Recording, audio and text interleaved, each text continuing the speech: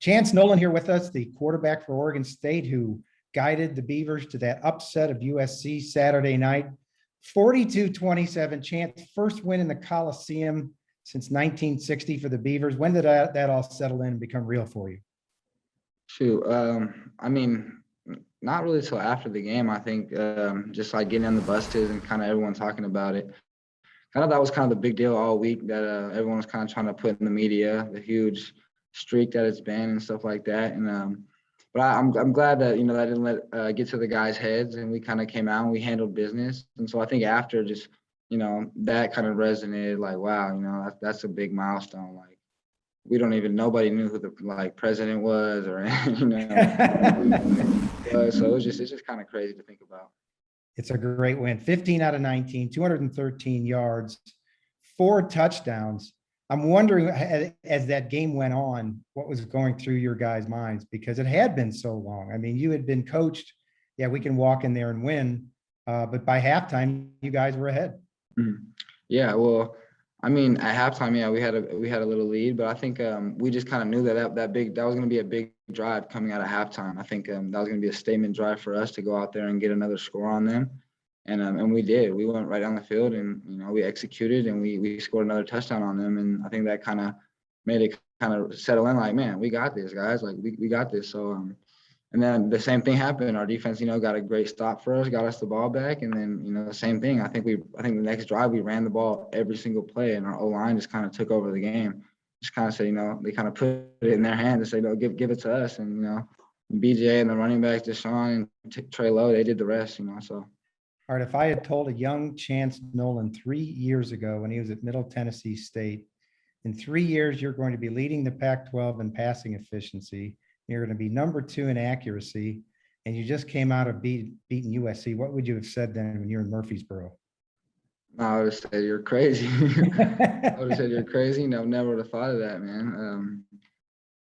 But yeah, it's pretty cool that it's happening now for me, and my team is we're playing good and we're winning football games, and the town's kind of excited around. I kind of feel like gravitational pull around the team, so it's exciting. All right, real quick, I mentioned it. All right, how did you get from Menifee, California to Oregon State? Just tell us about your trip real quick to Middle Tennessee and then on. So after Middle Tennessee, I transferred back to Saddleback Junior College in Mission Viejo, California, where I met Coach McElroy. He was a great guy, fantastic coach. And he kind of, took me under his wing, and he gave me an opportunity to compete out there. And I ended up winning the job. Some things had happened in our quarterback room. I ended up winning the job week 1, and then I kind of just ran away with it. We played College of the Canyons. I had a big game, and I just kind of ran away with the job. And from there, it was kind of history. I think week 4 is when I got my offer from Oregon State, which was my first Power 5, which that was super surreal for me, because I'd been getting a bunch of Group 5 offers before that, and then I got a Power 5 offer, and I was ecstatic. That's kind of what I've been hoping for when I left Middle Tennessee, to get somewhere kind of bigger. And I was excited that it was Coach Langren and Coach Smith. It was just it was a great opportunity for me. You were telling me that you had 2 offers out of high school, and then when you got to Saddleback, which is in Mission Viejo, California, in Southern California, you were driving an hour and a half from home in Menifee back and forth each day. What was that like? It was stressful at times. I mean, at times we'd have to get there early, and we'd have homework and study hall check-in before. So I'd have to get up there a little early, be there all day, kind of have to pack a lunch. My mom might pack me a lunch when I went out there, or my dad packed me some food as I drive out there. But yeah, it was fun. I actually did have a buddy that I was able to kind of carpool with that lived near me, that played on the team as well.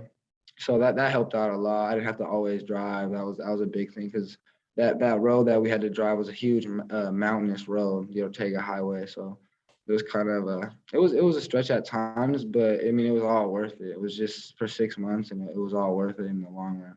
And then last year, you kind of got your break, I guess, in that Oregon game where there was an injury. Or what was that like? I mean, did that make it all worth it?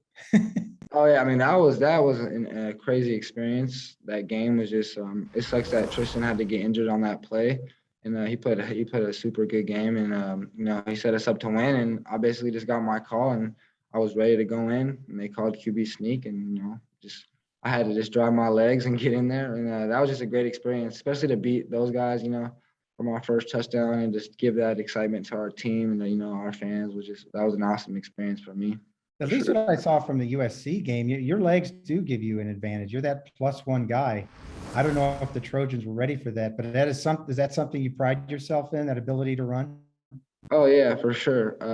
I think my legs give me a different dynamic that kind of makes it stressful on some defenses.